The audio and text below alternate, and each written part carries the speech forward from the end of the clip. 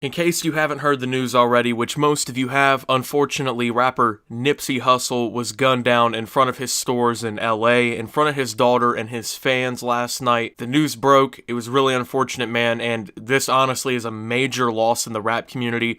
I don't know if you guys know this, I'm a huge rap fanatic. I'm extremely invested into rap music. I love rap music, and I've known about Nipsey Hussle since about 2013. I'll be honest, the first time I even heard of the dude was from Grand Theft Auto 5 back in middle school, because he has a song In the Game, and that's when I first discovered Nipsey Hussle, but since then, I've listened to his work, and I especially listened to his work Victory Laps from last year, which ended up becoming a Grammy-nominated Best Rap Album project, is widely regarded as one of the best rap albums to come out last year, and most likely, honestly, will probably go down as a classic rap album in future years. So I surely wasn't some mega fan of Nipsey Hussle, but I've always respected his message, I've always respected his music, I've always, in a way, kind of looked up to the dude, because honestly, he's always had a really good head on his shoulders, he's always had really good vision, he understands things that a lot of people don't understand, especially with the circumstances that he was dealt. He's one of the very few rappers to honestly get pretty much universal support from all kinds of different celebrities, athletes, even other rappers.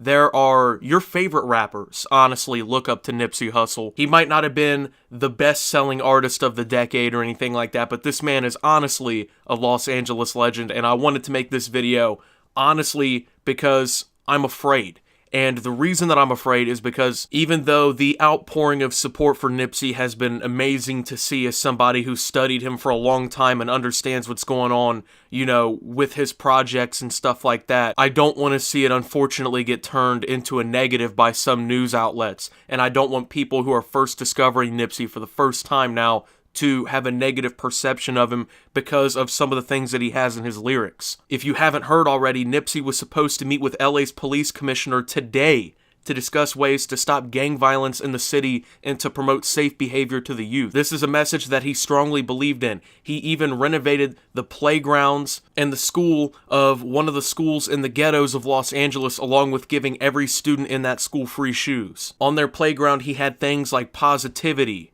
safety, community, principles, things like that painted on the ground to help teach kids different ideas than maybe what they see in their own neighborhoods. Nipsey had a Puma line coming out in a few months with the clothing brand. He was pretty heavily tied up into him. I've seen advertisements from the brand with his music in them. I'm pretty sure he even had a Reebok shoe. I mean, the dude honestly has just been a huge part of the culture for such a long time now. And he's been really underrated. A lot of people don't know who he is because he doesn't sell like Drake does, but people who I feel like really respect the true roots of hip-hop and the true community of hip-hop most likely know who the dude is, because so many rappers have respected this man. He's been working with so many prominent rappers. He and Drake had planned to do a song together. He's done a song with YG. He's done songs with Kendrick Lamar. He's done songs with pretty much everybody, it seems like. He was planning, or actually he did create a song and they were filming for a video with John Legend, who is from my hometown.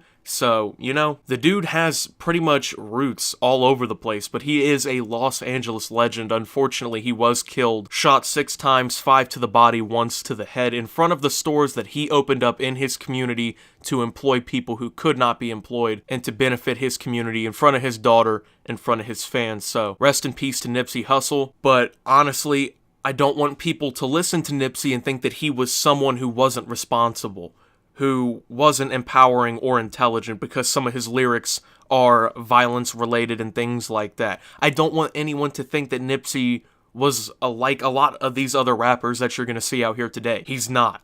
Most rappers would take these millions of dollars that they make and they'd invest them into some chains or some cars or drugs that kill them, or into some shit that would just satisfy them for the time being, would make them look great on social media, would boost those numbers for the time being, but after 8 months when it's done and your project came out and it flopped, it's over for you until their star fades out and everything comes crashing out from underneath them. He wasn't like that, man. Nipsey was a man who used that money to invest into schools and into his community. Nipsey wanted those kids in the ghetto not to turn to drugs and violence. He wanted those kids to turn into things like computer programming and safety courses and actual education. He wanted to employ the people in his community who needed it the most. He wanted to help those who were in his same situation that he was come up out of that and become better from it. He paid the rent of mothers and families that couldn't afford to pay their own rent. He started these businesses that unfortunately he was killed in front of and filled them full of people who needed the work and had vision to make sure that his neighborhood got better and benefited from his success. He donated money to schools in the ghettos and renovated their playgrounds, gave them shoes. He genuinely wanted people to be better off around him. He wanted to invest into things that he knew would last. Because the truth is diamonds are nice until you're bored of them. But educations, they last lifetimes. They bring in much more money than any diamonds in a pawn shop ever could. Saving money for your children to have more opportunity can help, give them tools that last a lifetime. Nipsey wasn't out pissing his money away in strip clubs and acting an idiot on social media so he could have a couple million more followers. Nipsey even ran his own clothing brand, which benefited and employed other locals in the area. He was much more than a rapper. Nipsey Hussle left behind 2 children, one of which, his daughter, was right there with him when he was cowardly murdered in cold blood in front of stores that he opened up, taking pictures with his fans. And I know that there's a lot of theories that have been going around on social media about how Nipsey Hussle was killed. The most popular being that the government and Big Pharma killed him due to his upcoming documentary exposing Dr. Sebi's story and his supposed cure for AIDS and other diseases. I don't want to perpetuate any of that kind of stuff in this video because this video is a tribute to Nipsey's legacy while he was alive. I want to use this video to talk about the great things that he did when he was alive and his impact and the knowledge that he gave and how these things are going to help for generations to come, not for how somebody who is just killing him is now going to get more clout or the government did it. I don't want to give them that credit. I want to talk about those impacts that he had on his fans and his community, all this knowledge that he's given to people, his work that cemented him as a true Los Angeles legend. Like I said, not everyone knew about Nipsey, but everyone who did know about him knew that he wasn't just a talented musician who was Grammy nominated, who was respected by his peers, but he was also a man of his word and a stand-up character. Rest in peace to the West Coast legend, Nipsey Hussle himself. I'm going to leave this video off with some clips that I think really highlight who he is as a person, the knowledge that he has, and the influence that he's going to have on Los Angeles for years to come. Rest in peace, Nipsey Hussle. You will be remembered. We're playing a long game.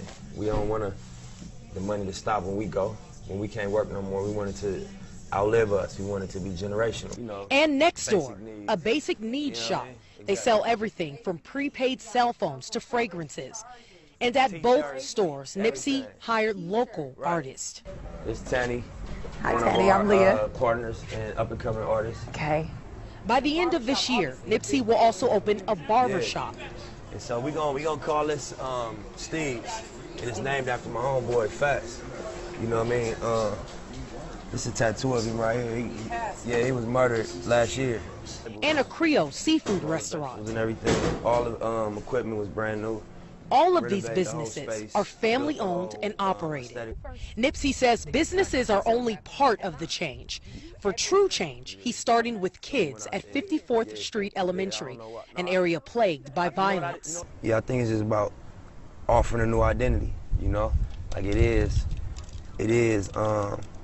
it's not weak to be strong. It ain't weak to make smart moves. He hired a local artist to help spruce up this basketball court. And I see in the inside, it's got safety, respect, friendship, kindness, community, principles. To live by. This whole thing, we look at life like it's about what you can get from life. And I think, I read something, I was like, that's not what it is. You're going to always be unfulfilled if you look at life like that. It's about knowing you're going to leave one day.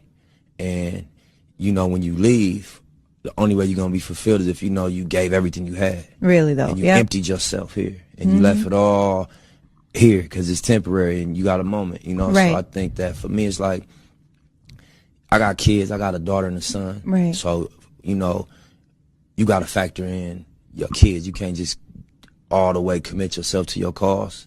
Right. You gotta make sure that you're there for your kids. But outside of that, I want to be in this thing until I'm out of energy, till I don't have nothing left to contribute.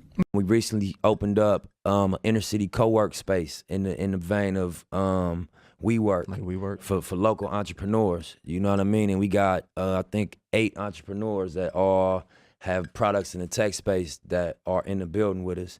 And we also have a science, technology, engineering, and math center on the 2nd level for young kids to be able to get trained in the skill set that it takes to get into Silicon Valley.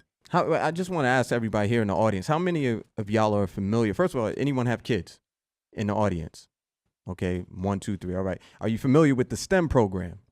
Now, the fact that this man right here has invested his time and space for that, I think that's worth a round of applause. Absolutely amazing. Thank y'all. Because that's the next level. That's how we're going to bridge the gap to a lot of these things. Yeah. Such a forward thinker. What was it about what you do and who you are that made you want to get involved with that, STEM program specifically, and just understanding how important it is for the next generation?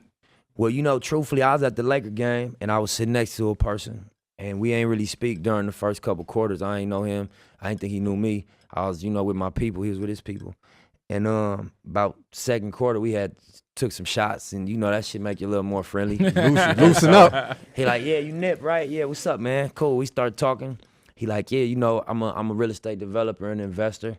I got a concept, and I want you to take a look at it. What you doing tomorrow? Can you come out of the office?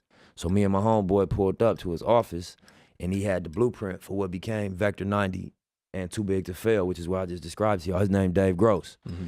And, dude come from the inner city of L.A. His brother was, murdered recently, on gang shit. His other brother doing time.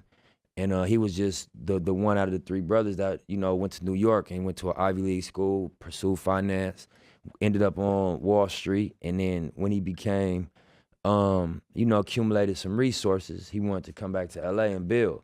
So that was the vision he had. And, I partnered up with him.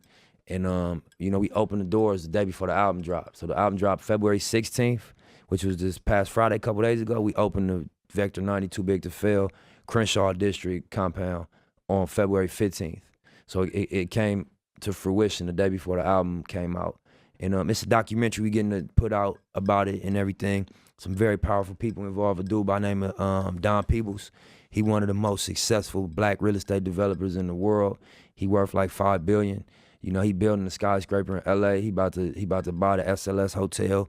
I mean, excuse me, not the SLS. They building the SLS. The Viceroy. Thank you, Brittany. You know what I'm saying? Because we all looking for some rooms. That's a strong team. See, Yeah. your team right there. You know what I mean? Right there with you. Yeah, but dude, Peebles, his dad was a mechanic. He first generation. So that's a story everybody should educate themselves on, Don Peebles. You know what I mean? And, so it's a power team involved. It ain't just me. I play one of the roles in it. All right. I want y'all to also understand the common denominator. Nipsey and his team is doing their homework. We can't just always expect shit to fall in our lap. You got to do your homework. How come you're not blinging and having all kind of crazy diamonds and all that? I guess you here to get your money right, huh? All the time. I mean, all that is cool for the image and all that, but all them is liabilities, you feel me? I'd rather invest in some real estate, you know what I'm saying? Wait, can you repeat that again, man? You're up and coming artist. What did you say you want to do? I say invest in some assets as opposed to trick off my money on some liabilities like diamonds. You know what I'm saying? Cars that lose value, so you drive them off the lot. So you're trying to get land. Exactly, homie. A real asset. Take care of my peoples, because it look good, but at the end of the day, you losing value, homie. It ain't appreciating. It's depreciating. It's losing value. What do you think? Why do you think it's so hard for people to get that message? I mean, one half you get guys that say they got to impress the females. Female ain't trying to talk to you unless you blinged out. On the other hand, you got other people feel like they got to show off to the homies and impress them with their riches. I mean, what do you think is how do we get that out of that mindset? I mean, I feel like that's insecurity. Material things ain't nothing. You feel me? At the end of the day, it's who you is. On that note, didn't you actually used to shine shoes when you were younger? I did shine shoes at Chambers Shoe Shine, coincidentally on Slauson. I was going to the 6th grade, and I wanted to buy some school clothes, and I didn't want to pressure my mama because I knew, she had her hands full with the bills, and having 2 other kids aside from myself, being a single mom. So I just went through every business in the neighborhood like, I need a job. Yeah. And they was like, you too young, you don't have a work permit, you too young. And the only one that gave me a job was a guy by the name of Paul Chambers. Oh, okay. And another young dude named Stephen Chambers. And it was a shoe shine parlor. I used to get $2.50 for every shoe I shine. Yeah. And my quota was $100 a day, so you can imagine how much good money for that age. Yeah, for sure. I bought my whole 6th and 7th grade wardrobe off of that, man, and just learned about saving money and stacking and flipping like early on. And, I be juggling. You know what I'm saying? I juggle a lot. I play a lot of positions. You know what I mean? So, my mentality when I do start to be like, damn, this is a lot. You know what I'm saying? It's just like, that's what it's supposed to feel like. If you are going toward what the vision look like, and that's like greatness. That's, you know, on multiple levels. That's the vision that I'm working toward. So I'm like, I just think about that. Like, this shit ain't supposed to feel, you know, comfortable. It's supposed to be uncomfortable. It's supposed to stretch you. It's supposed to be a burden to a degree. And you gotta, you know, wrap your mind around that and accept it and embrace it. And you catch some wisdom off of that. You know what I mean?